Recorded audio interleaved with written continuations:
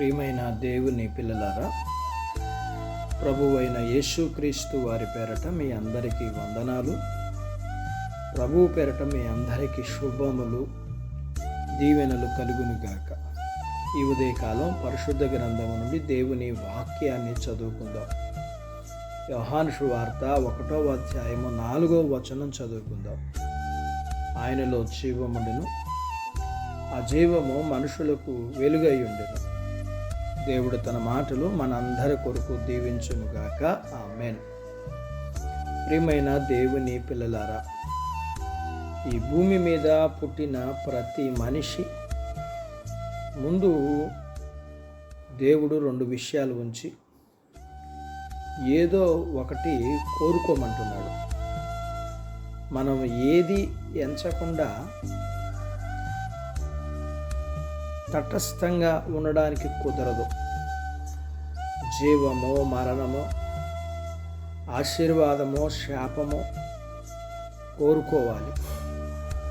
మంచివాళ్ళు చెడ్డవాళ్ళు, దేవుణ్ణి నమ్మిన వారు దేవుణ్ణి నమ్మని వారు అందరూ జీవిస్తూనే ఉన్నారు. మరి జీవిస్తున్న వారు ప్రత్యేకంగా జీవం కోరుకోవడం ఏమిటి అన్న అనుమానం రావచ్చు. ఈ సృష్టిలో జంతువులు, పక్షులు, చెట్లు, చేపలు కూడా జీవిస్తున్నాయి. అయితే జీవించాలా మరణించాలా అని వాటికి లేని ఎంపిక మనిషికి మాత్రమే ఉంది. ఎందుకంటే దేవుడు మనిషికి ఆలోచించే శక్తి ఇచ్చాడు. జంతువులు ఆలోచించలేవు కాబట్టి వాటిని అలాంటి ఎంపిక లేదు. ఈ సృష్టిలో మనుషులు తప్ప జీవరాశులు ఏవి వాటి శరీరాన్ని చంపుకోలేవు.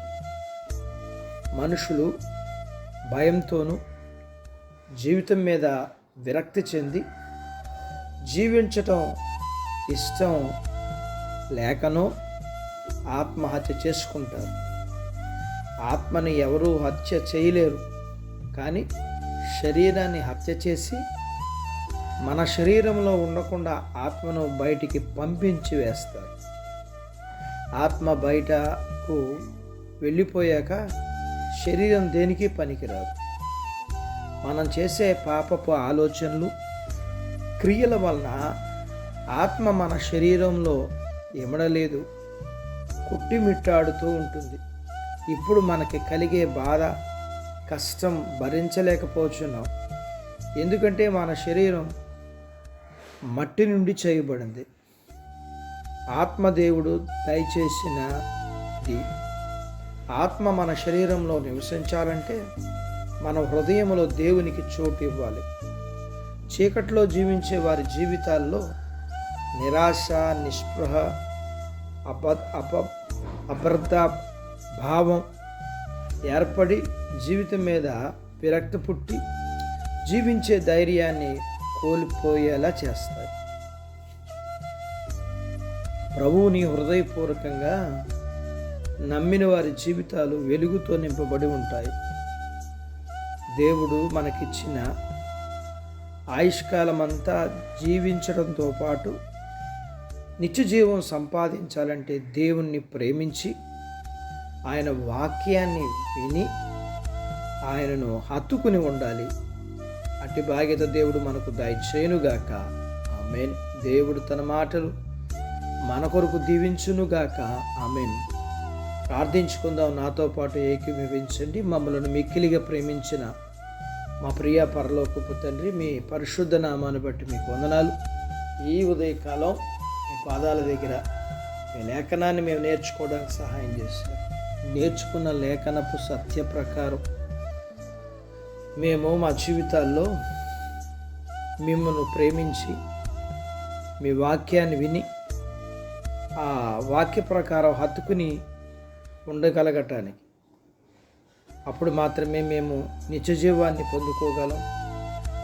మీరు మాకు ఇచ్చిన భూ సంబంధమైన జీవితాన్ని మేము సంపూర్తిగా అనుభవించగలం. ఆ విధంగా మిమ్మల్ని నమ్మేవారిగా, మీ యొక్క దీవెనలు పొందుకునేవారిగా ఉండగలిగిన బాధ్యత మీరు మాకు ఇవ్వండి. మీ పిల్లలను మీరు దీవించండి. చిన్న బిడ్డలను, యవ్వనస్తులను, వృద్ధులను, స్త్రీలను, పురుషులను దీవించండి. వారి చదువులు, ఆరోగ్యాలు, ఉద్యోగ ప్రయత్నాల్లో విజయాలు ఇవ్వండి. ఉద్యోగాలలో ప్రమోషన్స్ ఇవ్వండి. ఎగ్జామ్స్ రాసిన పిల్లల విషయాల్లో మేలు చేయండి. ప్రతి వారు చేసుకున్న చేతి పనులు, వ్యాపారాలు, పొలాలు, పశువులను దీవించండి. వివాహాలు కాని వారికి అవ్వటానికి, గర్భఫలములు లేకున్న వారికి ఇమ్మని, గర్భఫలములు కలిగిన వారికి సుఖమైన ప్రసూతి ఇమ్మని, ప్రసూతైన తల్లి పిల్లలకు ఆరోగ్యాలు ఇమ్మని, మీ పిల్లల అవసరాలు, సమస్యలు, బలహీనతలు, రుణాల నుంచి విడిపించి మీ పిల్లల్ని మీరు దీవించాలని యేసు ప్రభు వారి పేరట స్తుతించి ప్రార్థించి అడిగినవన్నీ పొందుకొని ఉన్నాము తండ్రి. ఆమెన్. దేవుడు మిమ్మల్ని దీవించునుగాక. ఆమెన్.